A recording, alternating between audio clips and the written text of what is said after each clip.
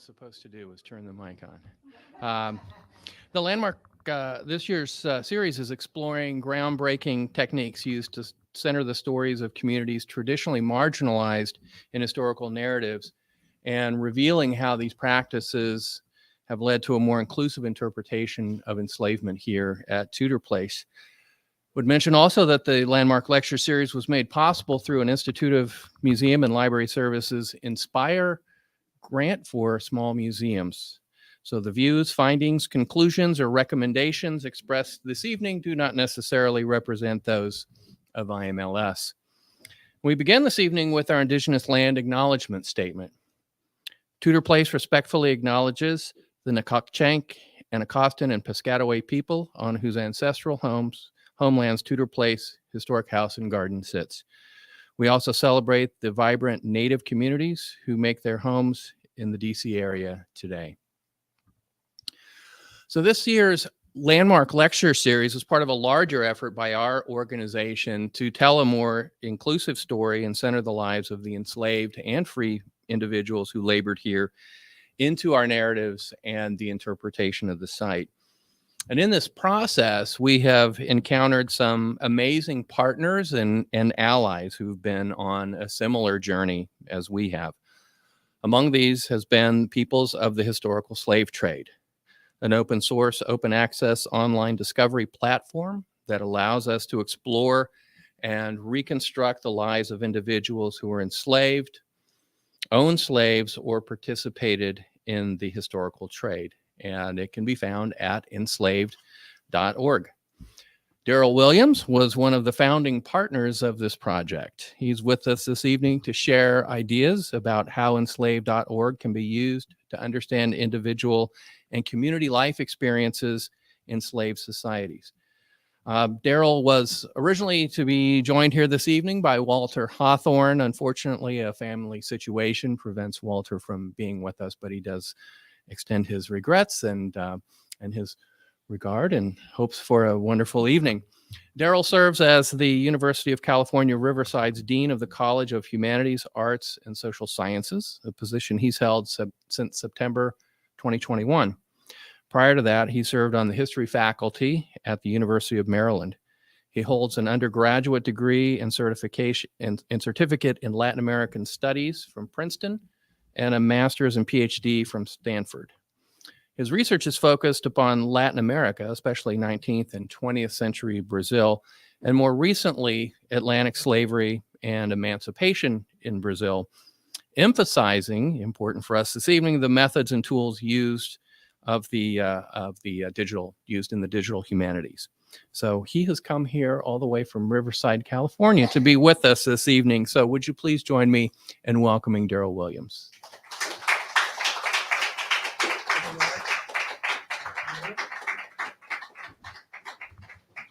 Good evening, everyone. Nice spring evening for us here. I'm going to just take a drink of water and we'll get going. So it's a pleasure to be here.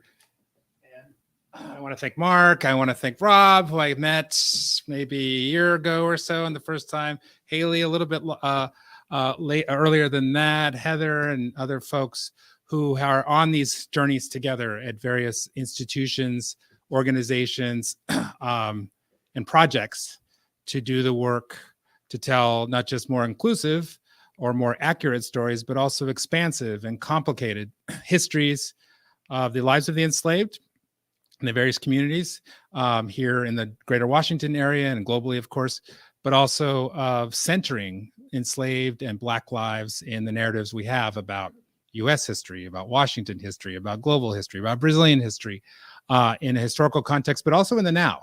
Not just in the now into the long trajectory from slave past to our whatever we might want to characterize our presence, our current presence, but also why it is that these questions of the past and slave past are so meaningful for us, so complicated, so in some cases we might even say divisive in the sense that it provokes the kind of reactions we see in various states right now, which would attempt to silence or erase or stop this kind of work. I'm very glad we're in the District of Columbia. I'm very glad that I spent most of my career in the state of Maryland. I'm very glad that I'm now my career in the state of California, in which those kinds of debates are quite different, but nonetheless, they inform and they shade, and sometimes they even direct some of the work that we do as well. So I want to just mark that again by I'm very grateful to be here, but this is also a kind of difficult and complicated moment here. I imagine, I don't know exactly where you started. You said you've been here eight years, Mark, where you started 8 years ago in the conversation about thinking about the lives of the enslaved here at Tudor Place.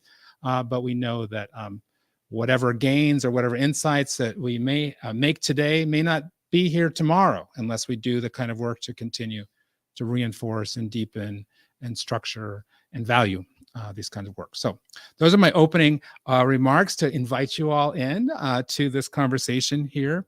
I'm going to get this correct. All right.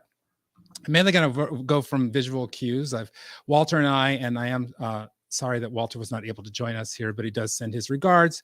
And for those of you who would like to meet my colleague Walter, he'll be back here in the DC area in a couple weeks when we have a group of scholars here.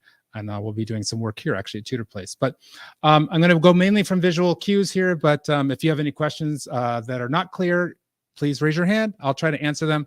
And we'll have a question and answer session at the end. So enslaved.org. This is our URL. It's also our shorthand way of describing our project, enslaved.org. Our formal name, Enslaved the Peoples of the Historical Slave Trade. A little bit of a mouthful. And so I today will use the term enslaved.org. We do not, just for your purpose, for your information, we do not call ourselves as a project Enslaved, though we talk a lot about enslavement, enslaved peoples, enslaved experiences. We're talking about the project enslaved.org, the URL. So we're an online, open source, open access discovery tool to explore, construct, and reconstruct the lives of the enslaved. Online, open source, open access. And I stress those things because we are digital. Our project does exist principally in the internet or on the cloud. Though we also exist in three-dimensional space, and there's some publications as well that come out of the work. But online, open source, and open access. When I say open source, we center open source technologies, open source principles. They're FAIR principles, FAIR principles, if you're familiar with that within the information and science world, but also that we try to center access and accessibility without using proprietary for the most part, proprietary software, proprietary programs, and also open access. We, unlike some other type projects which do comparable work, and we sit alongside many other projects that some of you might be familiar with and might use yourself in your work, we do not have a registration process. We do not charge a fee, and we will never charge a fee for access to the work that we do. So open online, open access, and open source are really key practices, but also principles for our project. But also this, to explore, it's a platform to explore, to construct, to reconstruct the lives of the enslaved. And particularly we center, and I'll talk about this a little bit more, we center named individuals, named enslaved individuals. And we'll talk a little bit more about how and why we do that in both in principle, but also in practice as well. So here is our URL. At any point, if you'd like to check something out, it's live 24/7, and you can take a look at our website. Now, here is a lot going on in this slide here, and I'll try to, I think I have a pointer, yes. Oops. Oh, no, here we go. The pointer's here. Perfect, okay. So I'll stay close to the microphone. I'm a walker, I'm a pointer, but I'll stay close to the microphone and use the light pointer here. So our landing page, you can see right here in the upper left, is it's a website. You come onto this website, but it's also idea that it should be something very familiar and easily accessible right away. So not only naming who we are, but of this very familiar tool that we have, a search bar. A search bar that does not require any registration, does not require any payment, and you can type in whatever you want, anything you want, total, open, you can type in whatever you want, and then you hit your little return there, and you're going to get some results. So in that way, it's very familiar, very familiar and comfortable to those of us who are familiar with online searching. But what is also taking place on our landing page are some navigation bars up here on top. This, of course, will always take you back to the home page here, but a little bit tiny to see, but it'll give you various ways to explore the project. And we have various pieces or sections of our website which reflect various pieces or sections of the type of work that we do in the project as well. And I'll explore a little bit more of those with you today. And then, of course, because we are always interested in support from others, you can always make a donation as well to advance the work that we do. But in addition to our search bar and these various navigation tools here, you'll see the main page here, but also a direct link to our journal, the Journal of Slavery and Data Preservation. We navigated and experimented in various ways in which we would become a publication outlet, and how new information, new data would come in. And we settled on something which is quite familiar to the academics of us, a journal, a peer-reviewed journal. And that journal is called the Journal of Slavery and Data Preservation here. So this is a link directly to that journal, and I'll show you a couple of aspects of that journal just as we get here. But in addition to that, and this is the real estate occupied now, but what's called a statement of ethics has changed a couple times. Originally, there was no statement of ethics when we launched in December of 2020. Then we developed a statement of ethics, which was buried under one of our sub-menus. And then as work continued and we became more dialogue with our users, with the scholarly community, but also seeing what was taking place at places like James Madison's Montpelier and many other places that were doing some of this work here, but engaged with descendants of enslaved communities. And we think kind of more broadly about many of the debates around algorithmic justice or injustices, bias, and digital humanities, bias, and data sciences. We found it even more important to surface our statement of ethics. So it's now right on our main landing page, describes the ethical sort of principles that we work with in an iterative and we struggle with in some ways, but also makes them clear. This is a practice in some digital humanities projects, not all. We want to make sure that we are, if not leaders, at least participants in these questions and these challenges and problems of data ethics, particularly when we look at data ethics, which are about the lives of the enslaved, about individuals who ultimately, whose documentation, for the most part, was written about them, but not by them, nor for them. So how do we do and grapple with that? So that's part of our statement of ethics. Here is a picture of some of the members of the team. Here's Walter smiling. I'm sure he's smiling right now as well. And other folks who participate in the project in various capacities. For the most part, these are photos of the of those of us who are either paid by the project or the leaders have positions that allow us to be part of the project. But there's also a much larger network of contributors and partners as well. And I'll touch on some of those as well. The project itself physically is based at Michigan State University, which is in East Lansing. That's where the servers are. That's where a good core of the team is. But when we started out, we were already somewhat dispersed. I myself was at Maryland at the time, and we had others places in other places. And now through the process of the pandemic, and we're even more dispersed as well. But we do occasionally get together in person, and we'll be doing that in a couple times this coming summer, and I'll touch on that. In terms of our sponsors, I think it's always important to thank our sponsors here. Our principal sponsor is the Mellon Foundation, who saw opportunity and saw vision in what we had started out and rehearsed in the 2000s teens, and then has been a quite generous supporter and donor for several years. And we've had several grants for the Mellon Foundation. And then the other sort of key partners, institutional partners, University of Maryland, Michigan State, University of California, Riverside, 3 major public research institutions. I want to stress that. Major public research institutions, along with the Mellon Foundation. We are very blessed by having the infrastructure of higher education and the funders of higher education at the highest level in the United States. So some of what I present and some of what we do is really at a scale which is a struggle for many other projects who would really like to participate, but they don't quite have the staffing, they don't have the resources that we do. So it's a privilege, but it's also a responsibility, I think, to mark the type of institutional support that we have. But with that institutional support also means that we advance, or we at least attempt to advance, deep scholarly knowledge and discovery, the things which we associate with major public research institutions, along with the support of major foundations like Mellon. And the Matrix is the Digital Humanities Center at MSU, where all the magic and some of the staff sit. Now, we launched December 1st, 2020. Seems like a long time ago, but it really wasn't that long ago. That date had got pushed back a couple times. It was supposed to be earlier in the year. I don't remember exactly, July. And then we thought, well, holidays are coming and everything, but what's that sweet spot in between Thanksgiving and Christmas? Now, if you also recall, the December 2020, most of us were still isolated at home, not physically at work, grappling and reeling with what was then the new surge in, that was at the beta. Was that the beta surge then in December 2020, beta? So rising COVID infection rates again, but also still grappling with all the things associated with the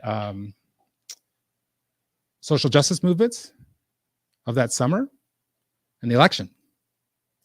And so we, again, think about this moment that our website went public. And that moment for us, to some surprise, was big.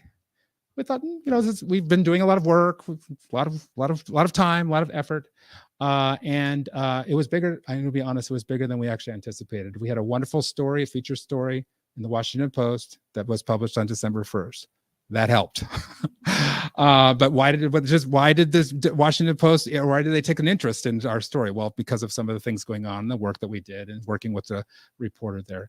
But the story of our launch got picked up by many of these major news organizations that are speaking to their publics. And one of the things also I kind of noticed out of this is this time period where there's a lot, where most of us are at home, we're doing a lot of reading, and there, especially in a digital journalism space, there's time and there was real estate to expand out, to tell longer stories. The Post article was rather long for a Post article. The Smithsonian article, again, kind of long. The, what was the other one that was really long here? Cannot remember now. What are the other ones? Then we had some short things as well as on NPR, but it was a time of engagement and reflection and probing, questioning, and some conversations which were taking place in a digital space about a digital resource that, of course, reflected conditions in the historical past in the real world, but it really was a remarkable moment. And we were surprised. I just want to go back at how much interest and how much feedback and how many questions that came in, and some things we could answer right away, and other things like we never even thought that the people would be interested in that, much less are we prepared to answer those questions. So again, it was a a promising moment, but also a challenge for us because we weren't quite prepared for the kind of reception. Now, out of that, though, we were able to bring together and introduce our partner projects.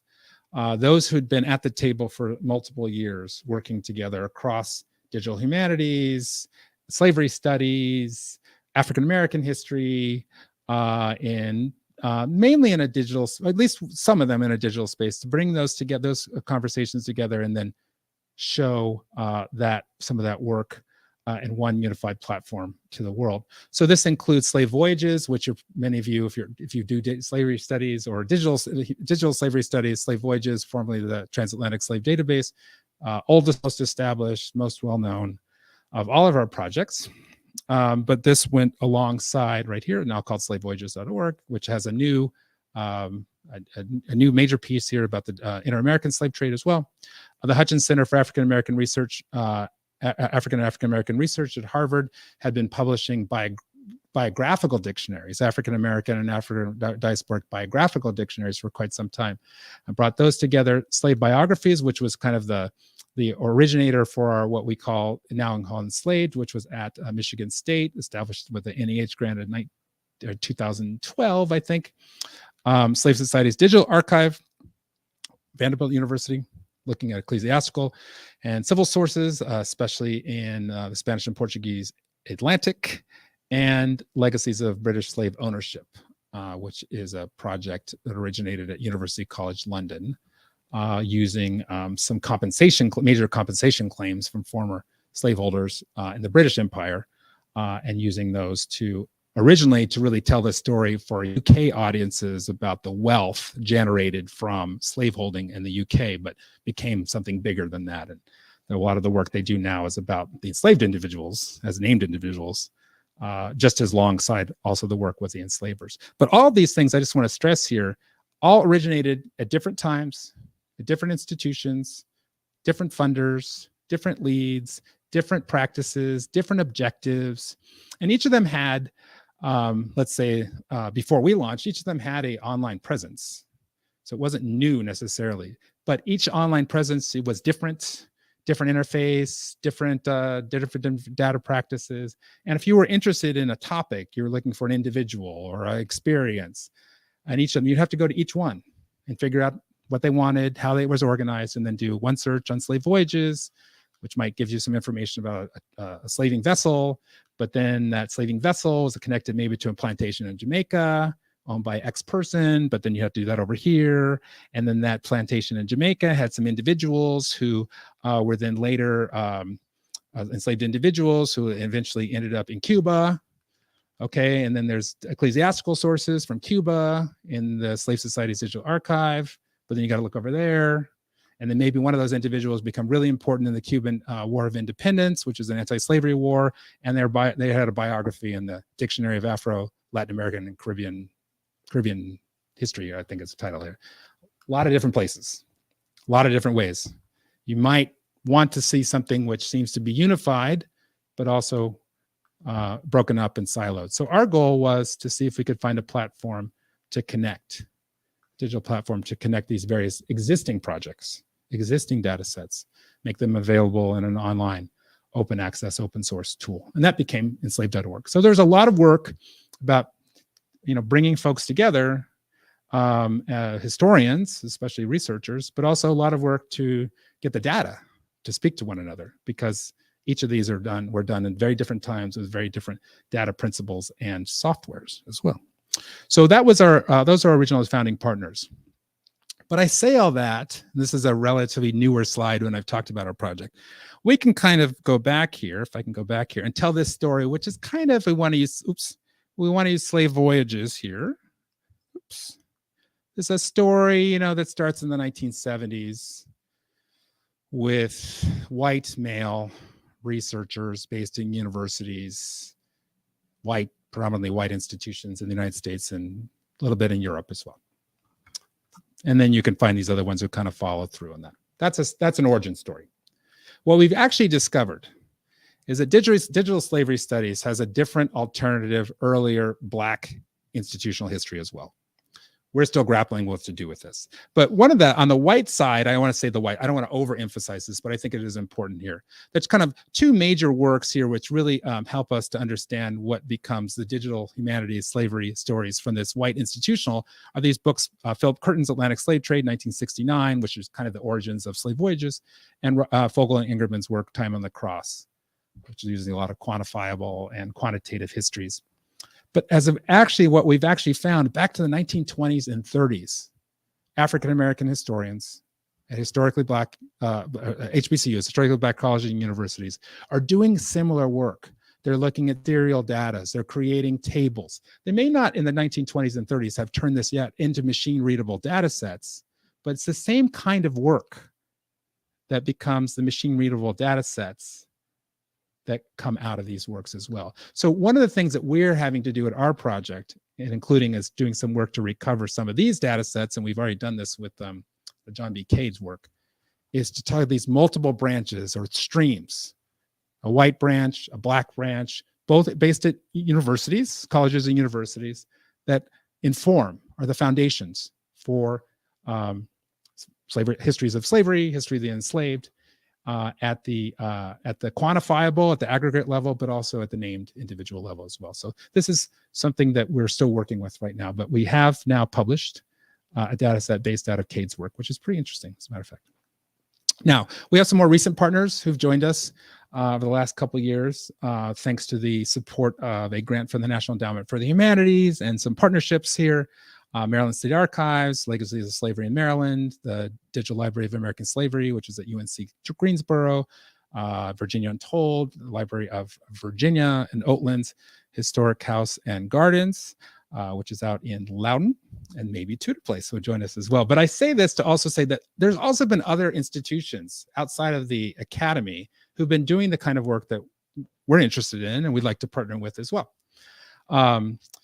If any of you are familiar with the work that's at Legacies of Slavery in Maryland, it's been like project by project, bit by bit, over time, here and there, oftentimes side projects for the archivists, especially the archivists of color, but not always, have been doing this kind of work.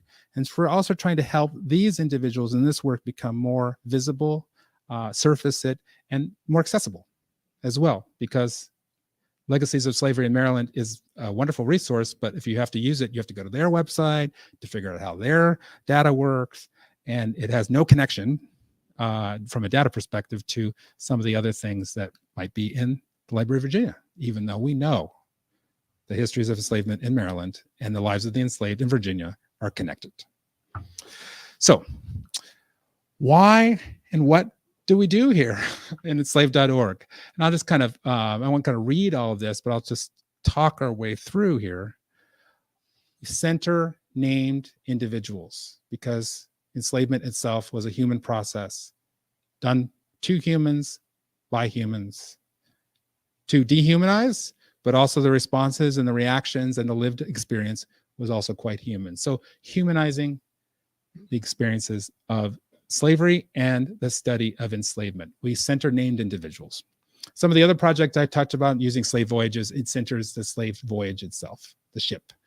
Legacies of British slave ownership centers the enslaver, the property owner. We, to the extent that we can in our data and the work, center named individuals, especially enslaved individuals, but as named individuals. We're using data-driven approaches to explore and do the scholarship about individuals who were written out of the historic record or erased from it. We do have a preservation feature as well. We do digital preservation practices, but also sometimes dealing with endangered materials, and this is especially important for projects that are coming out of the Caribbean, for instance, in which the archival materials are endangered.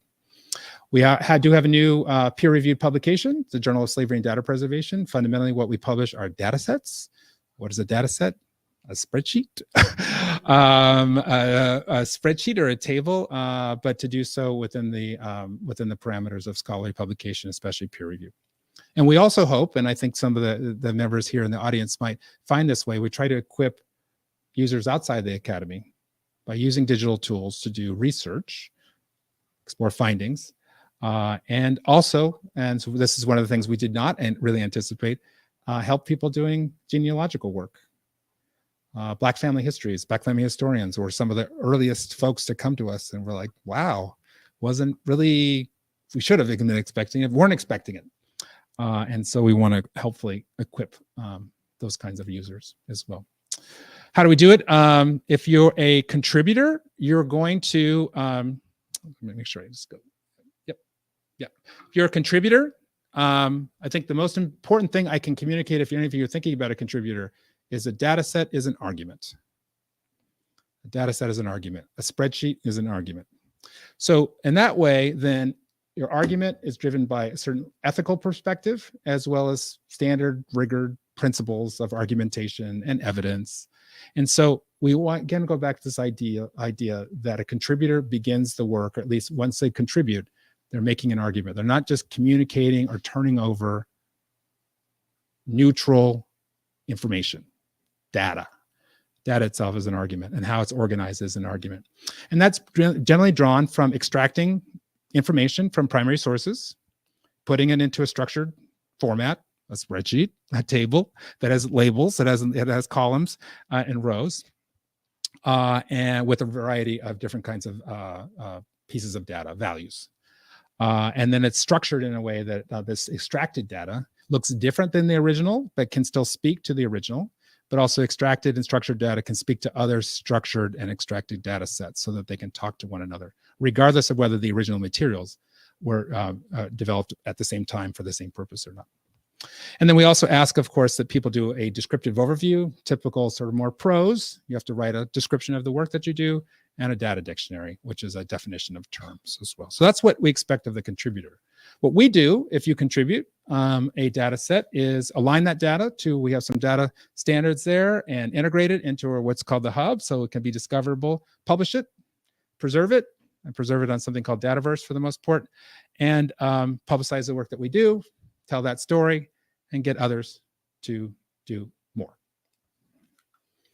Now, how do we go about doing this? We have lots of documentation here and guidance here. This is just a screenshot from our website here. For those of you who are really, really into information or library sciences, and a shout out to IMLS here, ontologies and controlled vocabularies. These are the trade of data sciences and information sciences here. But we also do describe some of our, for those of you who might be into linked open data or data sciences, some of the work that we do as well. And that was those regards, and about metadata, recommended practices, best practices about how to approach the work that you might be interested in contributing or do on your own. And also competency questions are kind of testers. I can navigate this. So maybe from an instructional perspective, that might be interesting for some of you.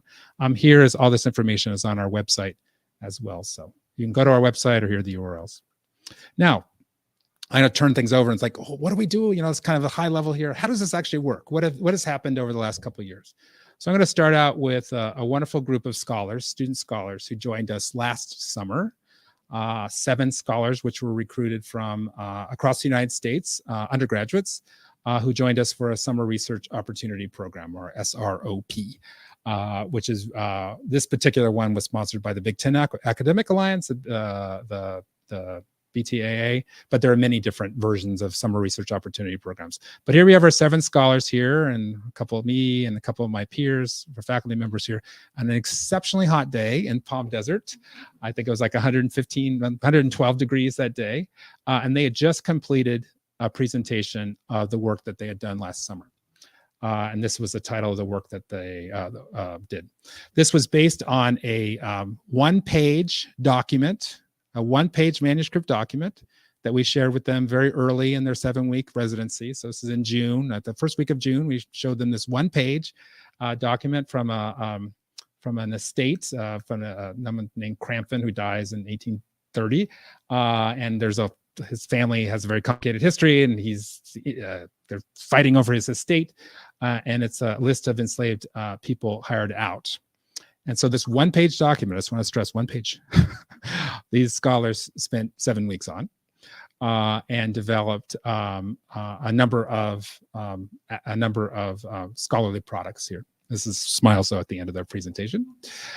Here it is. This is the one-pager. This is the best resolution here. That's it. 7 weeks, 7 people.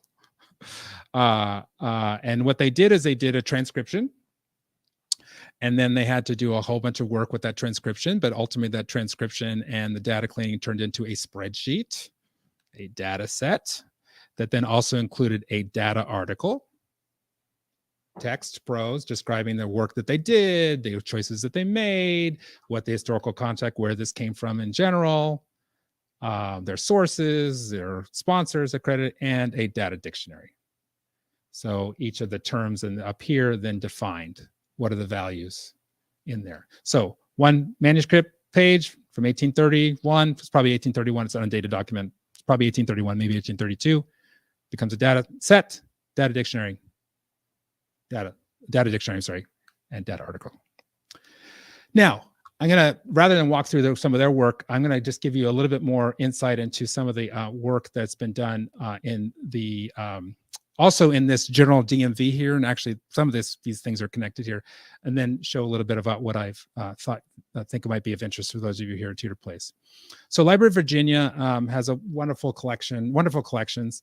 And one of the things that we have discovered is, as over the time, some of the archivists and work done at Library of Virginia in their Virginia Untold project itself really illuminates the possibilities, but also the challenges of thinking about doing data work and using data tools, digital tools, to do histories and recoveries of the lives of the enslaved here. And again, also this point here about data work or spreadsheets or arguments. So let me give you an example of this. So this is from a document. Here's the document itself. Okay, the digital manuscript document. Here's the title of the document. Here's the link to the document. Here's the record number to the document. Okay, all this is, we can all look at this document here, which is, I think, dated, I think it's 1842. It certainly goes through 1842. So again, we can see the manuscript version of it. Here's the title up here. It's a 19th century spreadsheet. There are rows and columns, and here's your title. It's a 19th century technology for what we might call now as a spreadsheet, okay, or a table. And so I don't know who did this, but at some point, in the relatively recent past, some archivists at Library of Virginia did an early transcription of this. Okay, so what they did is they maintained that title there and then added slave name, age, and owner name. Now, if we go back here, just to go back here,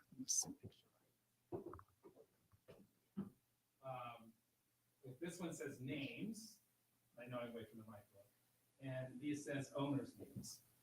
Already, we can see that the person or persons who did this have already changed the original for this. This in the original says name, not slave name. That thing, it says owners plural in the original. But nonetheless, did a transcription, names, age, owner name. All right. Okay, now it's in a digital format. It can be sorted. That's good. This provides some tools that are, not possible in the manuscript version. Just sorting, for instance, if I wanted to know what, how many of these enslaved individuals were in their 20s? Well, you can kind of do that before. You have to go and manually count and everything. Or if you put it in a spreadsheet, you just sort it by, age, number, and then you'll get a block. Or you can do a value. No, greater than 20 or greater, but no greater than 29 or something. And it'll just show you. So, some tools that might ask the question of what is the experience of young adults in this penitentiary, in this time period. But if we actually go back to the original source here, we see a lot more complexity in the original source here. We see these abbreviations, FBY, DEC, ditto, or these quote marks here, DO, okay, DO. So first of all, the original actually has a lot more complexity than an original transcription might look. So, and even if you wanted to do a complete, totally faithful transcription, exactly as it appears, the computer will not know what DO means unless you tell it. But DO is only meaningful if you keep the order exactly the same, because the DO is a reference to what is right above it. Once you've resorted it, you've lost meaning. And then what do you do? If you resort it again, then unless you are clear, you put in some additional information there about the original order in which it appears, you've lost the information. Kind of then you created junk data. So, well, we have digital tools to address and solve these problems that are introduced by doing the digital work here. But I just want to point out here again. So some of the things. Now, also look here though. What was it at original transcription? Name, age, and owner's name. This original source also has other information in it. It has place names, it has dates, it has valuations. This happens to be blank right here, and it has this other information here.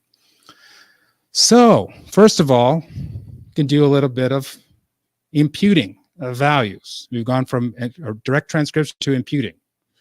Okay, so rather than the date as it appears, you impute a full value. Okay, just June 25th, 1816.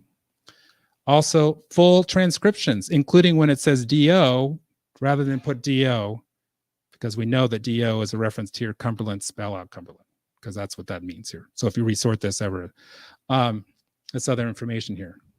But look, I want to go back here just for a second here, because I think this is important. We think about the lives of the enslaved and centering enslaved lives.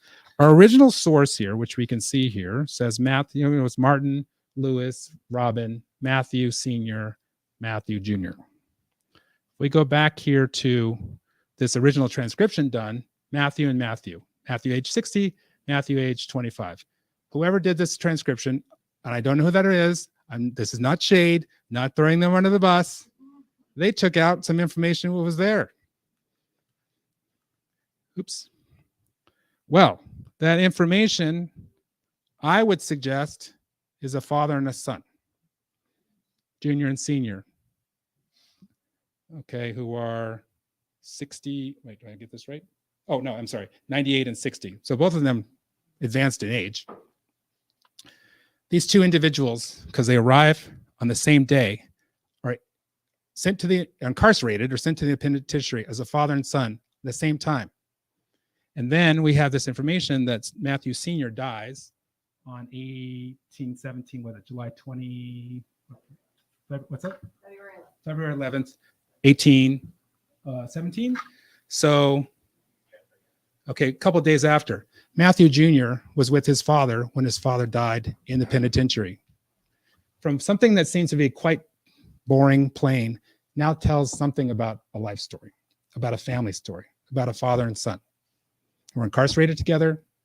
And at least the junior one sees his father, or with his father as his father's dying, almost immediately after being incarcerated or sent to the penitentiary. And then what happens to Matthew Jr.? Sold. Now, the story stops there, but we know so much more by thinking about transcriptions and thinking about the choices that we make. So I want to go back. Whoever made that original one was making an argument that at least that junior senior wasn't important, or wasn't important enough to transcribe. What got lost? Okay.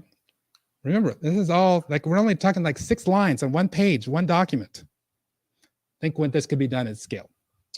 So, give you some sense about where we are here in some of the publications. I mentioned our Journal of Slavery and Data Preservation, and last December, really early this year, we published a series of new data sets and contributions which came to us from various sources, especially around Virginia's founding generation. So that 18th century, early 19th century, George Washington, Thomas Jefferson, Patrick Henry, John Marshall, James Madison, James Monroe, that crew.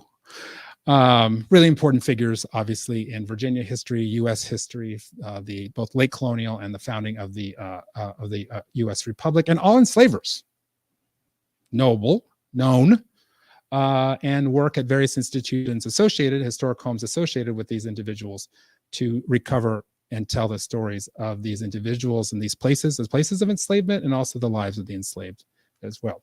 So we published in December a series of new data sets done principally by researchers on site and some graduate students. I don't know if this is true. I think this is true. I don't think any of these were done by people who are 100% academic professors. Okay, so it shows you the kind of range of different kinds of scholars and scholarship is there. And each of them have their own data set, data dictionary, data article. They're also linked together though. And we know, and some of these are dealing with multiple properties themselves. I think that's the case for what's Red Hill, Patrick Henry, Red Hill. But he had another property, starts with an E. I cannot remember what it was called. But some of this, the researchers and contributors are doing some of that work to connect individuals, to connect properties. But also we think about the world in which these individuals, these enslavers lived. Marriages, sales, rentals. It's quite possible that same individuals also appear across in various data sets. Well, that's now more visible through our platform because you can search a name and it will show you all the incidents of which that name or that named person might appear. One might be in, I'm just making this up right now, in a Patrick Henry data set. Another might be in a James Monroe data set. But that might also connect those in ways that these the records would otherwise be separated or apart in the archival records. And then it might tell you some things also about the relationships between the two enslavers and the time period and the conditions under which they traded, enslaved, manumitted, punished, separated, reunited enslaved persons and families. So here we land here, another definitely connected to that founding father generation. Here we are in Thomas Peters' day book, associated then with the family, the Custis family, all that connection, George Washington, Martha Washington, 18th century Virginians who have properties here in the district, including the one in which we are standing now. And this day book, which was completed in 1796. Okay, it's a 17, is that the, you have a date of 1796 related to a estate sale and a marriage? A marriage, okay, a marriage. I'm not familiar with all the details, so I'm going to rely upon the experts in the room to help me here. This is that's not the very first time I've seen it, but I'm not really familiar with this document in and of itself. So we're going to kind of talk through together and solicit and get you to help us all together about what's going on. But here's the first page of this day book here, which we'll look at it in more detail here in just a second. But again, 18th century spreadsheet-like thing, registry lines. Some lines which are on the page and some which are hand drawn in to create columns and structure data, but with titles and abbreviations and stuff like that.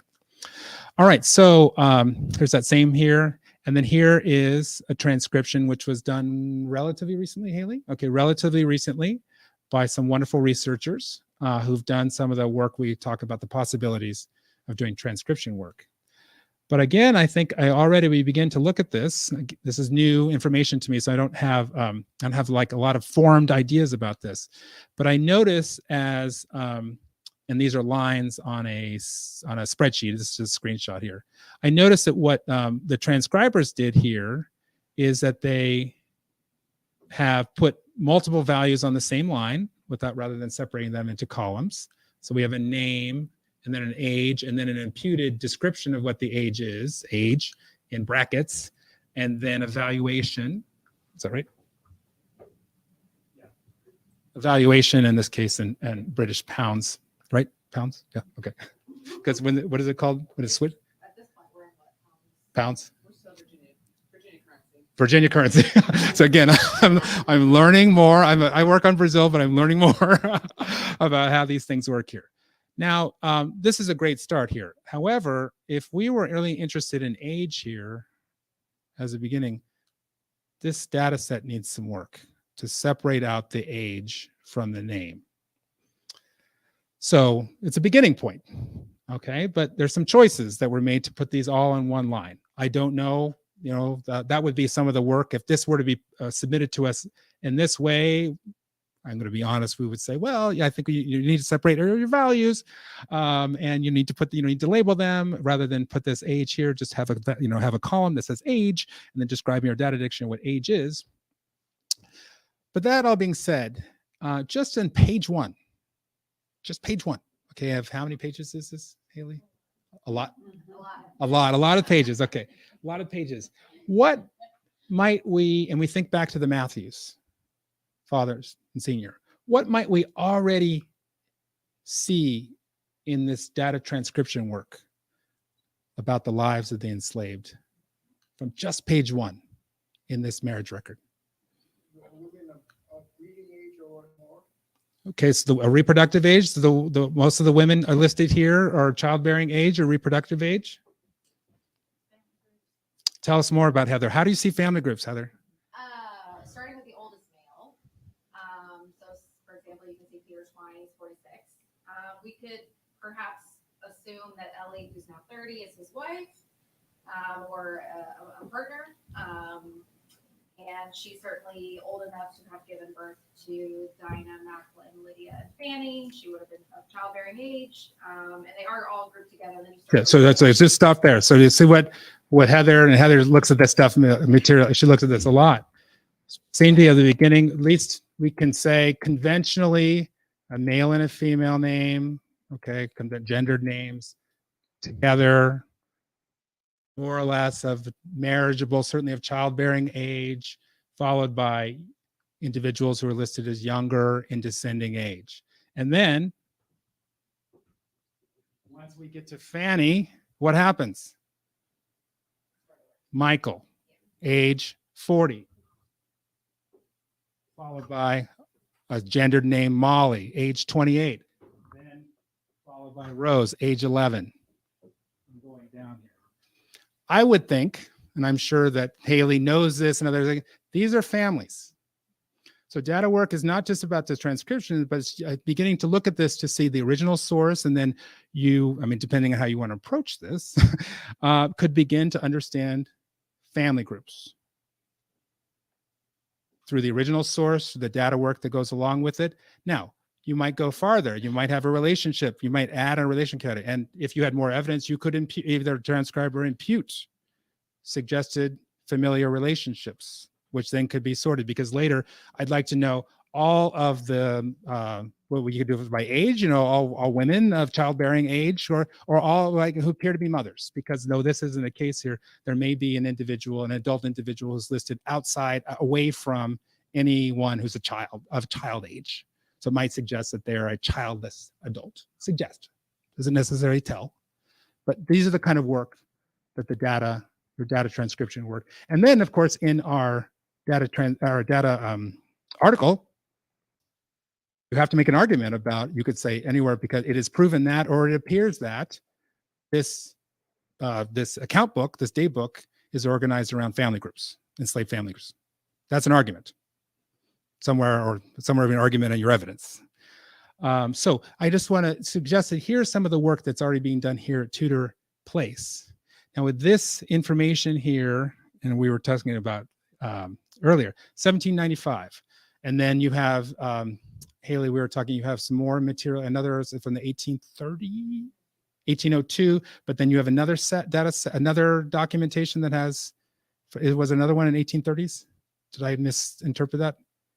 We have some estate records, but nothing like this. Nothing quite like this, a registry, but a couple registries, 1796, 1802. So first of all, just those two, put them together. What seem to be the same or not? Do you have ages which seem to be separated by 6 or 7-ish years or not?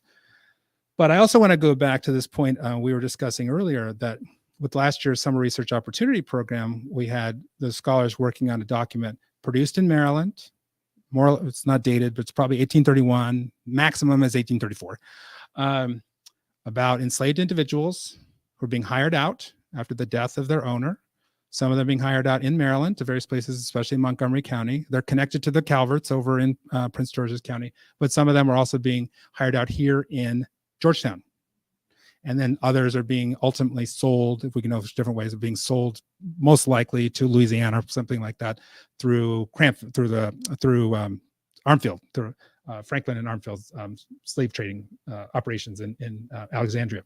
But to go back to this piece I was talking about, if we could take some of this work here and say, as these individuals age, living here and in the associated properties, both here in the district, what becomes a district, and then also in Maryland, their lives, their families, their work, connected to these other data sets that our students worked on, which was about, it also has family groups in it. It's very clear, it's family groups, and they're connected to enslavers and renters here in the district. You begin to also to see the possibilities to weaving together networks, work groups, families of enslaved and enslavers, connections between property and economic life between the country here in the city, and also kind of more broadly, the changes in the mid-Atlantic, this big broad social and demographic and cultural economic changes in the mid-Atlantic in the early 19th century, which includes a significant sale of enslaved individuals from the mid-Atlantic to the deep South as the cotton boom explodes.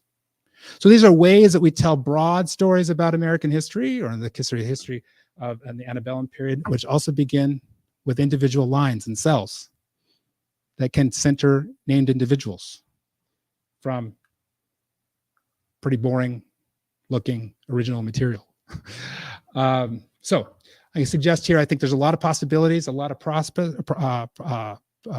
there's a lot of promise, but it also, we have to be, I think, mindful of the fact that the account books like this also erase out the violence, can be related to erase out the violence and sometimes the humanity, or we might say, some arguments that were made about the original slave voyages, that it was a bloodless data set. Bloodless in the sense that it didn't really expose or didn't really center the violence of the transatlantic slave trade, but also bloodless because it had no humanity to it. So sometimes this work can also be about bloodletting or bloodlessness. And what do we do? How do we reinsert or make sure that this is humane and human as well? So that being said, where do we go from here? We have a couple summer projects going for our group. We have a NEH sponsored institute for higher education and academics. We have a loose definition of that, which will be 2 weeks residential and 2 weeks virtual. That will take place in June and July at various sites, but including in Michigan. And then we have a new summer research opportunity program for 8 scholars. Just finished up the roster, been recruited from across the United States, and they'll be starting on June 4th at University of Maryland. We'll be there for about 6 weeks, and then we'll go out to California, hot California, and they'll have to do a Scholars Institute as well. That will be online live stream presentation, and their expectation is by the end of week 7, they will have a good working draft of a data set, of a data article, and a data dictionary. And if I can get our friends here to join me, I think we might be able to bring in something about Tudor Place in there as well. So that's where we go from here, but I'm also open to your questions and comments. And of course, you can join us online 24/7. Thank you. Oh.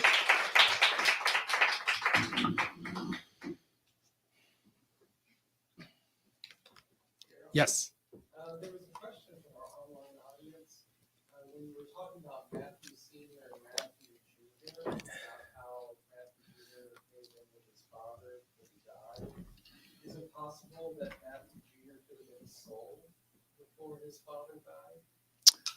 I mean, it is possible. I don't know if there was a date there, and have to look at it again. But the time frame between when they enter and when the father is listed as dying was only, I think, 2 weeks. What? The same day. It was same day. So I'm sorry. So was it the same day? Same week. Okay, so a couple of days, theoretically possible. I think this is where we move into what is the argument you'd like to make? What evidence is there? How strong is that evidence? How plausible is it? What might we also know more contextually in this particular case because of the time frame?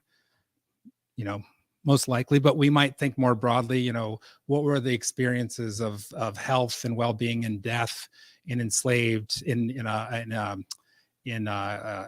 prisons in the 19th century in Virginia, kind of more broad historiographic question, and then what the plausible nature of crime, punishment, slave crime and punishment would look like. What was the average experience looking like? What was an atypical experience would look like? So we go from something very specific to answer maybe this to kind of more broad. And then maybe we go back to the very specific and say, well, it appears in this particular case, it is like this. And what do you want to make of that? How I would approach it if this was an argument, is it something that we were working on together? Yes, hi. Hi, thank you.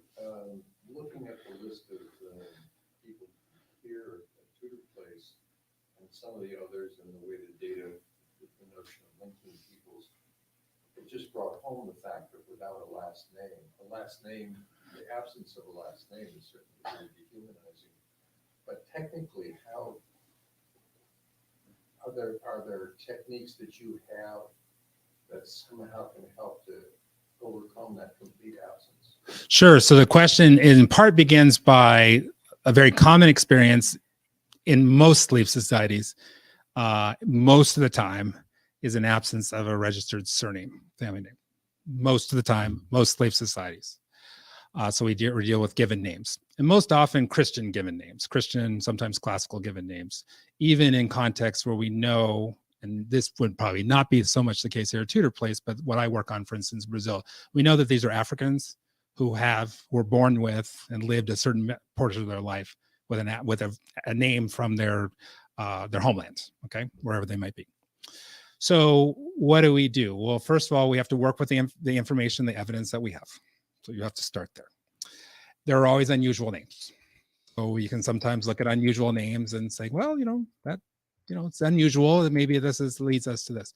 But I think the more, what the data can do is contextually a name and a date. So I'm going to use a very basic.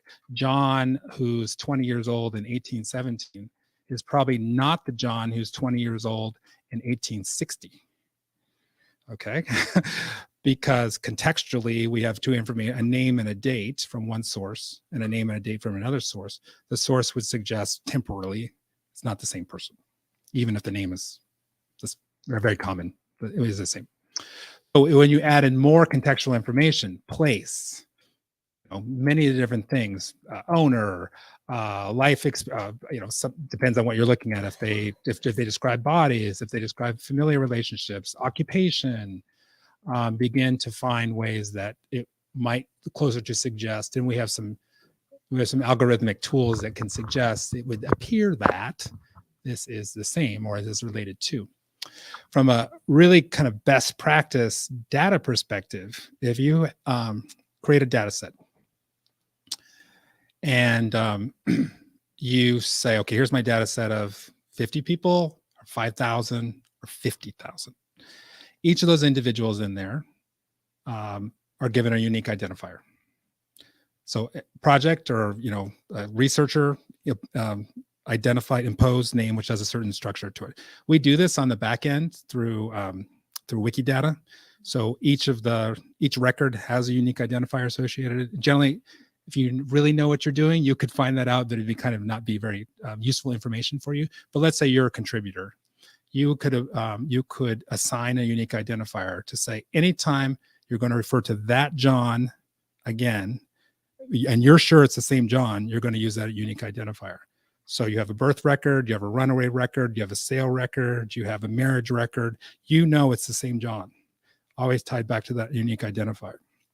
So then that's a practice that then can create a true unique record for that individual. The challenge might be, now you are doing your research and you come across that same John, but you two don't know each other. Okay. But we know the third person is you're talking about the same John, and you're giving us new information that this John is also plays a really important role in X historical event. Well, of course, those of us who are interested in the life of John and understanding his full life want to know that, because we already know about his birth and his marriage and his runaway and everything like that. So this is where some of our platform can at least enable the researcher to say, well, here's a John, we know these incidents about him and his life, and you've introduced a new John in the same kind of time period and the same kind of location, and it's plausible it's the same person. And then you as a researcher, you might put it together and say, I made a match, or temporarily, definitely not the same person. But this can be a cumulative and iterative process, so that now then Heather finds something else, or Haley finds something else later about this John or others who have similar life experiences. You can put those together. So that's to go to your sort of the practices of the data side by assigning or imputing values. I'm going to put it in a very dehumanizing way, values that were never part of the original source. Just our theoretical John never had that unique identifier. It's only meaningful in our data world. but it might help us to understand John's life, his experience, his life trajectories. Yes, hi. Hi, has there been thought given to expanding the platform to include other geographic slave trades, including Africa, Oman? I mean, Yeah. the title says sort of slave trade. Yes. Doesn't differentiate Atlantic. So I'm just curious because there's so much interesting work being done now. Sure. And this would seem to be a perfect way Yeah, we are. We get questions. We have received and continue to receive questions like, have you thought about when will you? So from a geographic perspective, we already do have the Indian Ocean in there, particularly on the trade to Brazil, so Mozambique. So that's kind of it's a true historical question, but it's also a little bit of a technical out. So that true Indian Ocean up to the Arabian Gulf and those kinds of, and even onto India, those experiences of enslavement have certain chronological, historiographic, and historical connections, but also have their own unique features to them as well. Our data model and the work that we do could accommodate them. We haven't yet been tested yet with a data set to do so. And we've been a little bit careful not to go too far, too fast. But I think the questions you're asking are very, they're right on, and they push us as a project, and they push us as scholars and researchers to say, well, when and how do we draw limits, if at all? And here's a point here to give you a key example of our controlled vocabulary. We originally started with a controlled vocabulary, which was good. It had some ways to standardize information, but we negligently did not properly account for the scholarship, the really intense scholarship right now about enslaved women, enslaved women's reproductive labor, enslaved women's as laborers, childbearing, women's enslaved work. So we did not have in our original controlled vocabulary midwife, washerwoman, laundress. I think the term is laundress. Some of the most basic occupations. We had all these occupations which women did, agricultural labor, but it was very clearly informed by a masculinist idea about what enslaved labor was like. So we kind of recognized, we missed it on the first time. Version 2 has a really much more rich and expansive controlled vocabulary related to experiences of enslaved women's labor. Okay, based on new data sets coming in, based on what the nature of the historiographic and debate is, and kind of more broadly, the world which we should have been living in when we did it the first time. So you're asking us, once we move into this area of, let's say, enslavement in Arabia, kind of broadly defined, okay? New kinds of family relationships, new kinds of terms. What do we do with that? Do we have to, again, adapt our control vocabulary now to create new categories that maybe push against what we had originally said? Well, we're doing it okay. Do we also then, do catch-alls like others, just another, but then is that useful? So these are some of the areas as more historical experiences, more data sets, more work is done, change and shape the project. But also we hope position us to contribute to scholarship, but also sometimes honestly to say, and we've had some of this, people have asked us about doing 20th century work. We're not going to do 20th century work. It's out of our scope. But we can direct individuals who might be interested in understanding how the experiences up in the United States up to 1870-ish, more or less, might provide a platform for them to also then be doing work if they're interested in the 1930s and 1940s. Hi. And then we'll go first, and then right here, yes.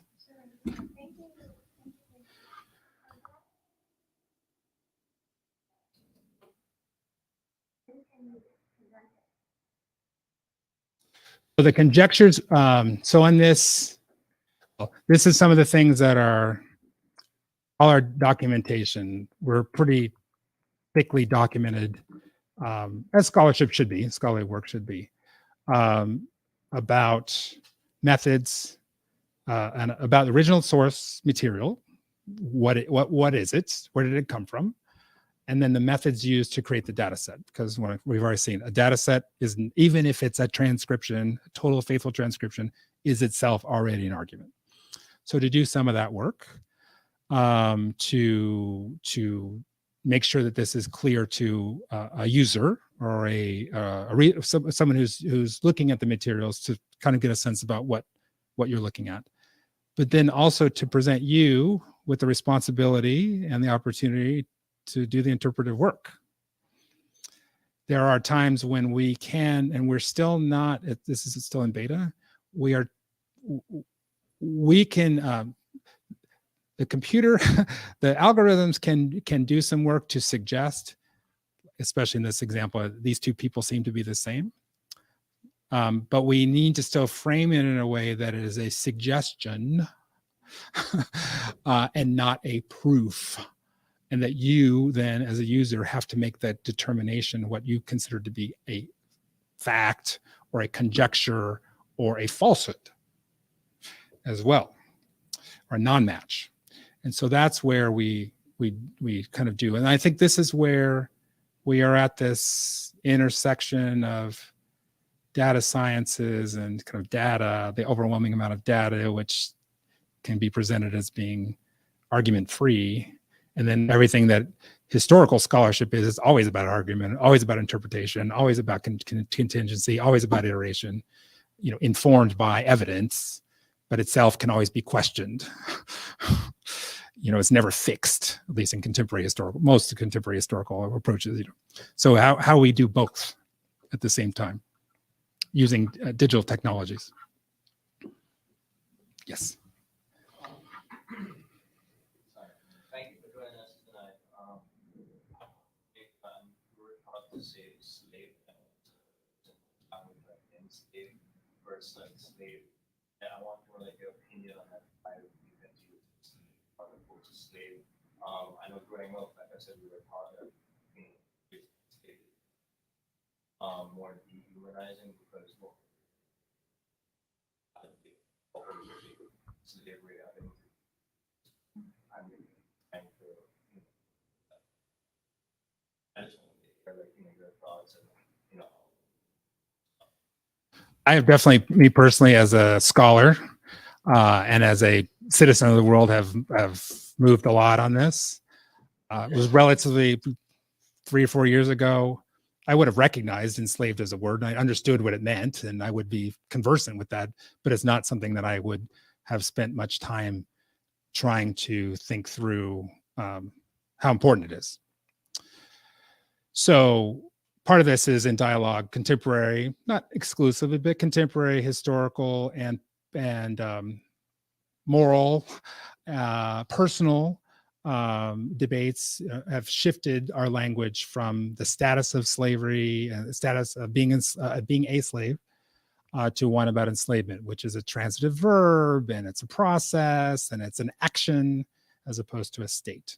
So first of all, it can linguistically destabilize the condition of being a slave. It's not a permanent or forever or a natural condition. So these are some of the ways I think that the linguistic world, the vocabularies used have got us to really think about what the historical process was, because slavery was never stable. Enslaved people or slaves, enslaved peoples were, they may have had a legal category and thought of themselves as such and presented themselves as such, also were constantly in tension with it and fighting against it in various ways and manipulating it.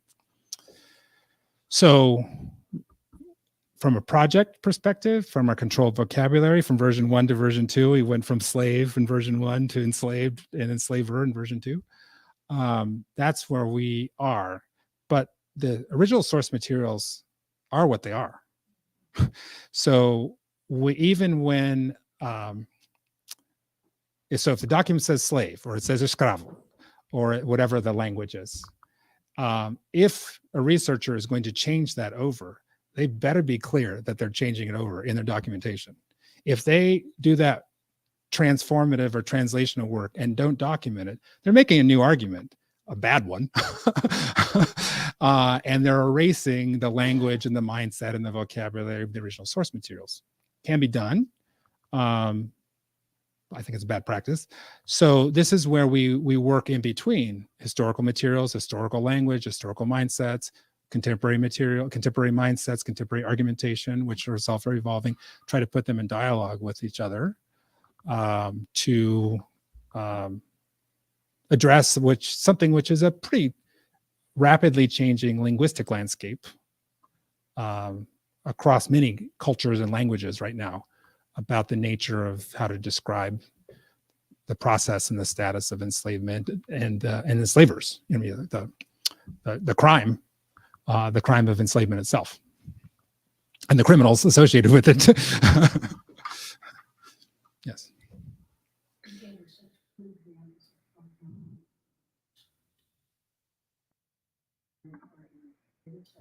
What if you like to generalize a little bit more about the kinds of sources that come to you or could come to you potentially, and what their uses might be? What are their crucial distinctions from public institutional documents, private documents? Yeah, so we have. Oh, I'm sorry. Yes, the question was about different kinds of source materials and the opportunities and challenges of the source materials that inform what we publish, but also kind of, if I understood you correctly, also more broadly about what's knowable or known and unknowable about lives of enslavement and the enslaved lives, etc. So and I'll start with my own work, because I've done, this is the case in Brazil, but be comparable to many other places. So I work on the period of the clandestine slave trade in Brazil, so 1830s, 1850s, and particularly experiences of freedom and during the period of the clandestine slave trade. So I have part of my core documents at the research are lists. Slave ship seized by the British naval or the Brazilian Navy, the names of the individuals, enslaved individuals on there. So it's like, it's literally a list, it's a table, name, and some information about that. So things that are already in tabular form, which were created in a sort of somewhat in a public and a legal setting. But then I also have been working with those individuals that are on these slave ships in the 1830s and 40s, then in Brazil have pretty richly documented lives, in which they, especially by the 1850s and the 1860s, are writing petitions all the time. And I was like, my name is, João Africano Livre, this kind of status, and then, goes on whatever João wants, usually some form of more greater autonomy, which is really fascinating.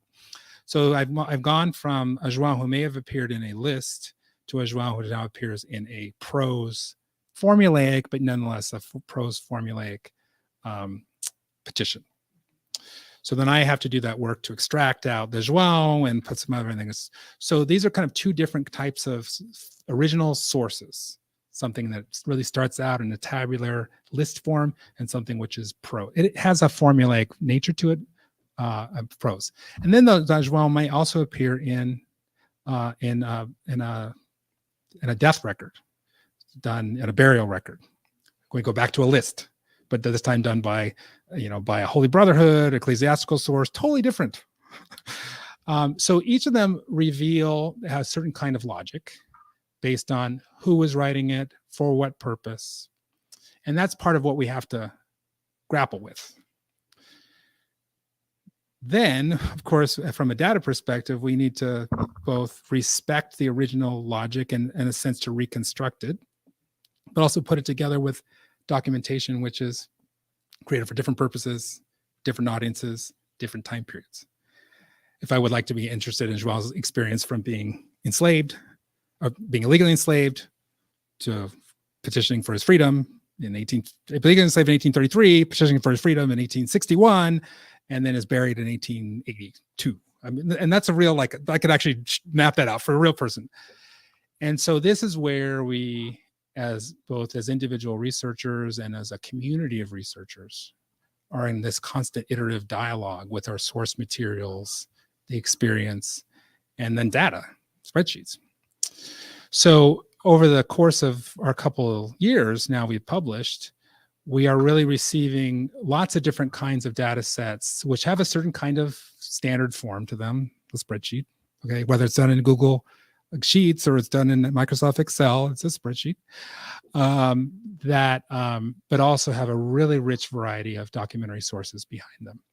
Many of them do begin in documentary sources that have a certain kind of standardized format to them. Registries, lists, account books. Many of them do very much originate in a logic of slave property and enslaved persons as property. So people, named individuals, and valuations. But then, of course, we've seen even in the case here from the Peters book, named individuals, valuations, and families, all in the same document. And so there is where I think the richness, the violence, but yes, also the richness of the documentary record can reveal many different stories, questions, experiences. Our challenge, problem, opportunity is to ask the kind of questions and then to grapple with that document, recognizing that some documents will always silence, some documents will never tell the full life world of an enslaved mother who's lost her child or has her child being sold away from her. Even if we can say, well, Julieta at this date loses her child because the child's been sold away. The document will show that. What was going on in her mind. We don't know. I mean, that might not be there ever. So it's also that gap in the documentary record, the gap in the documentary experience, the gap in the human world that we can maybe intuit or maybe use other kinds of sources to at least contextualize without knowing, the same way that we might know that this mother had her child stripped and sold from her. So that, you go into this really weird, difficult, challenging possibilities and gaps and absences that create some moral disquiet. Maybe also a little fight to learn more, because maybe you might find out a little bit more. I mean, a lot of different things. But we really have been able, there's been no document type yet that we've said no to. We have said, not quite ready for some material submissions because it just been quite baked enough, but no document type that I can think of yet, because such with a creative approach, I really do think there's an incredible amount of work that can be done in so many different kinds of source materials. Hi. The data collection seems to be focused on telling a very important story about people who were enslaved. And then there's another level of record dealing with financial institutions. The materials that I guess are collected by states when they want to know what banks are doing, with the slave trade insurance companies, mills in the north that had cotton coming through it, and insurance and all of that, those records. Is any of that coming into your database? Yes. So you're kind of, the question is where we might say business or commercial records and their relationship to documentation of lives of the enslaved and some of the things we've published. So I am, well, all the things in the 18th century are very much about labor, commodification of labor and laborers, particularly, though this is an interesting thing. If someone were to submit a data set that had named individuals from an estate sale, absolutely. It was like, great.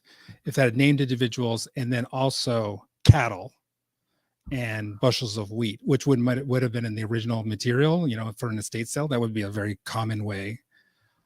I don't know what we would do. Will we say like, well, we're really interested in the individuals, but the cattle we're not putting in. We don't have any controlled vocabulary for cattle. So, but yet that would be part of the original source and part of the larger world. So we are already dealing with documentation, which is about economic activity, investments, losses, commodities in many different settings.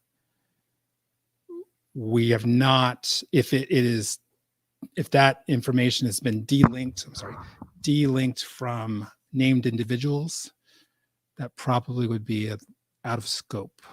Well, I'm struggling right now. You can see it would be a beginning and out of scope. But how do we bring this back into scope? But to address your kind of broader question, documentation that was based on commercial enterprises, generated by commercial enterprise. Well, Franklin and Armfield were publishing that. That's a commercial enterprise of trading in slaves. We're definitely publishing that material. I mean, they're commodified laborers, but very much so. If it came from a mill or How much of that actually still exists? there's a pretty robust data set which was just published by Joshua Rothman, like pretty serious. I don't know where all of his work is, but actually I think the majority of his work is actually based on the receiving end in New Orleans and Shreveport, Tulane. Okay. Yeah. But the collection there, but then those records are based on the resale for in New Orleans, Shreveport, Biloxi. What's Natchez? Thank you. Natchez is definitely in there. Yes. Natchez. Yes. So yeah, those are definitely. But we could have collections that are, like enslaved people were insured. Yes. Insurance policy. Yep. The problem with that would be, does that collection survive? Yep. Or do the records of that company, that insurance company survive? Yeah. Yeah. So for those who are interested in business and commercial records, there's probably a new area of work. Well, certainly one of our sponsors for last year's SROP was New York Life Foundation. And so the very early foundations of the New York Life Insurance Company was based on insuring enslaved labor. And they have, and I'm not sure if it's an account book, but it's an insurance registry. So they're a northern insurance company that I think it's the 1830s. I don't know. So that in that period, 1830s, 1840s.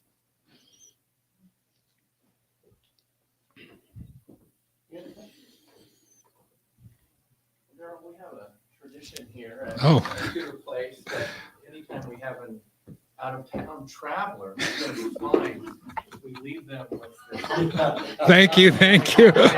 Put in my bag. I appreciate it. The story of Tudor Place, we published with the White House Historical Association several years ago. And we have a partnership with them because they're in the president's neighborhood, the stories of enslavement, White House Historical Association. So more partners as well. Thank you very much. Thank you. Thank you.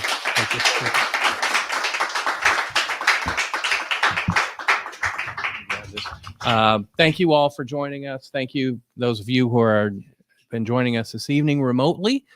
The Landmark Lecture Series is going to take a break for the summer, but we will be back in September. And our own Rob DeHart and Haley Wilkinson will be presenting on the work that we've been doing here at Tudor Place, both the research and the work that we're doing with our interpretation and programming as well. So we want to invite you to come back for that as well. Also, extend an invitation to everyone to our spring garden party, which is just a little over a week away. It's our biggest fundraiser of the year. It's on the 24th, and you can find information about Landmark Lecture Series, about other programs, and buy your tickets for the spring garden party at tudorplace.org. So again, Daryle, this has been a wonderful evening. Thank you all for joining us, and we'll see you again soon.